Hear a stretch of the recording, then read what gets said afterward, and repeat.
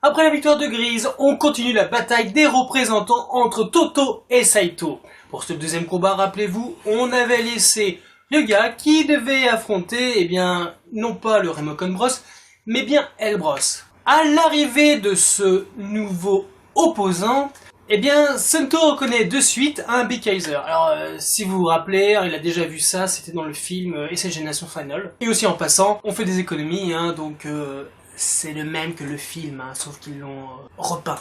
Donc Ryuga se laisse pas quand même démonter, il se transforme, le combat commence. On va dire que c'est un peu kiff-kiff, chacun il se donne des coups quand même assez violents l'un à l'autre. Il y a quand même un léger avantage pour L-Bros qui arrive à projeter Ryuga sur la clôture électrifiée. D'ailleurs, on n'était pas au courant ça, mais effectivement, l'arène du combat possède une espèce de barrière électrique. Donc génial, super. Encore un coup faut être Saito, j'en suis sûr. Au travers de ce combat, Ryuga se remémore, on a un petit flashback après l'entraînement entre Ryuga et Grise, où ils se sont quand même bien amochés. Donc ils discutent un peu. Simplement, Ryuga demande pourquoi Grise se bat, et lui se bat pour son pays, pour ses amis décédés, pour la paix. Mais Ryuga, lui, c'est pas la même chose. Ryuga, il se bat pour ceux en qui il croit, et surtout pour ceux qui croient en lui. Donc évidemment, Sento. Grise, lui, par contre, il dit clairement que lui, il n'arriverait pas du tout à faire ça. Lui, c'est pas du tout son délire. Donc c'est peut-être pour ça qu'il restera toujours. Il aura peut-être pas de power-up à l'avenir. Ça nous est un peu spoilé. Donc peut-être parce qu'il n'arrive pas à passer outre le fait qu'il peut pas se battre pour des gens qu'il ne connaît pas. Enfin bref, ça c'est autre chose. Donc du coup, Ryuga reprend encore plus du poil de la bête. Il te défonce le L-Bros. Du coup, lui, c'est un petit truc. Ah ouais, c'est vrai qu'en fait, à force de combattre, ils deviennent plus forts. Donc du coup, il décide de balancer un truc à Ryuga, genre... je suis désolé, mais il faut que je gagne. Parce que si je ne gagne pas, mon petit frère sera exécuté. Et je ne veux pas ça. Du coup, Ryuga, vu qu'il a quand même le cœur sur la main, quoi, je veux dire, c'est quelqu'un de sensible, il s'affaiblit exprès et il finit par perdre. Voilà, donc un point partout. C'est Sento qui va devoir les départager, donc ça c'est cool. Donc avant que Ryuga retourne vers ses poteaux, l'un des Wash Brothers qui lui dit que non, je t'ai raconté une connerie, t'es vraiment un gros minable pour croire ça. Donc voilà, Ryuga s'est fait avoir du début à la fin, génial. Donc du coup, il retourne un peu la queue entre les jambes du côté de Misora et Sento qui lui passe un savon, c'est un petit savon amusant quoi, donc qui finit sur un bon gros coup d'orgueil dans ta face de la part de Sento en disant « Oh c'est pas grave, de toute façon, tu as parfaitement joué ton rôle de second couteau, genre maintenant c'est au héros de sauver l'avenir. » J'adore ce mec, mais j'adore tellement, il est vachement bien dirigé, le personnage est super bien écrit, donc j'adore vraiment. Du coup, avant d'aller dans le troisième combat, on va s'intéresser un peu à ce qui se passe du côté de Saito. Donc rappelez-vous, Sawa et la traîtresse, elle a copié les données, et normalement elle va les apporter donc au président de Namba. Du coup, elle arrive dans la loge du côté de Saito, elle donne les données qu'elle a copiées.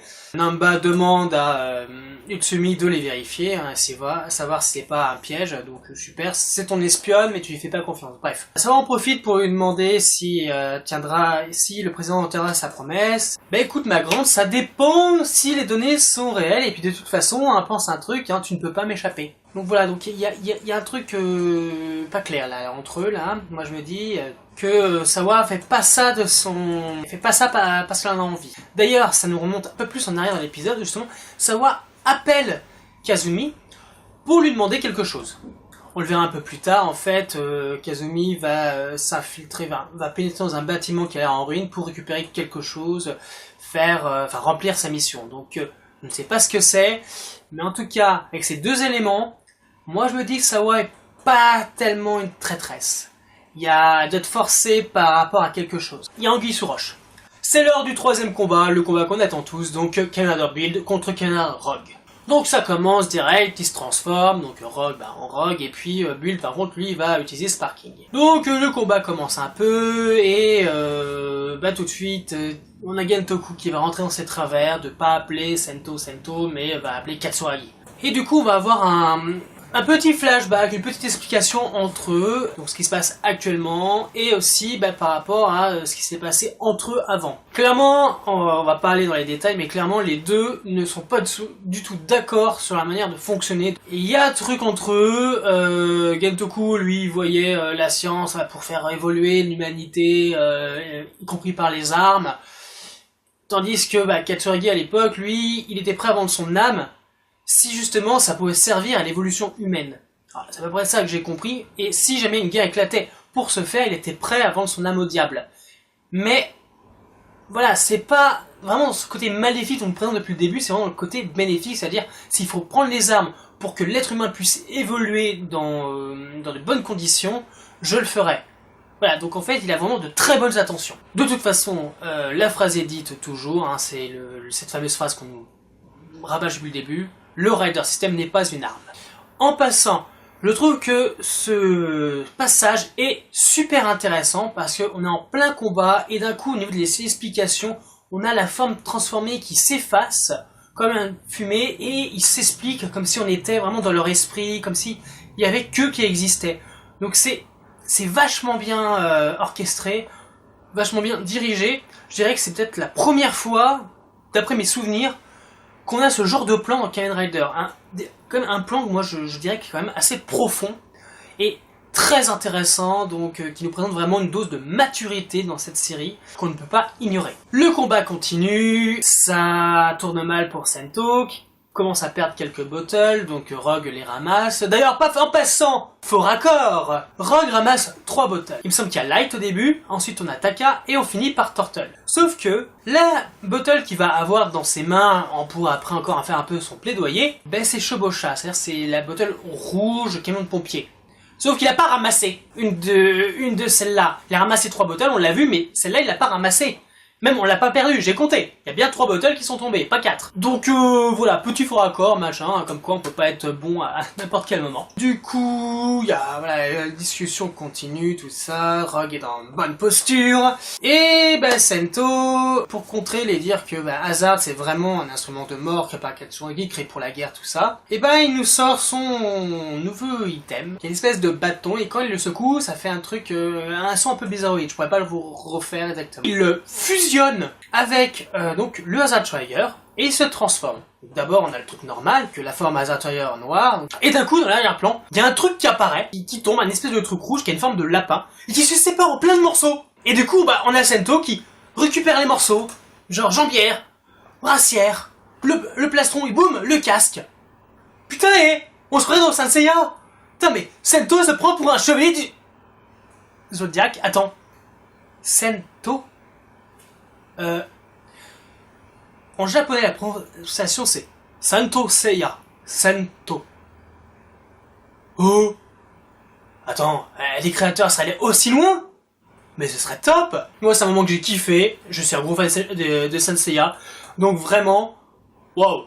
C'est vraiment kiffant. Et surtout, la forme est ultra puissante. Bon, en même temps, c'est une forme de mi-saison, donc c'est normal. Mais là, Rogue commence à en prendre plein la gueule, grâce d'ailleurs au Full Buster, donc la nouvelle arme où ça reconnaît les Full Bottle, donc il en met une, bam, il attaque, ça fait déjà mal. 2, il réattaque, encore plus mal. 3, alors là, boum.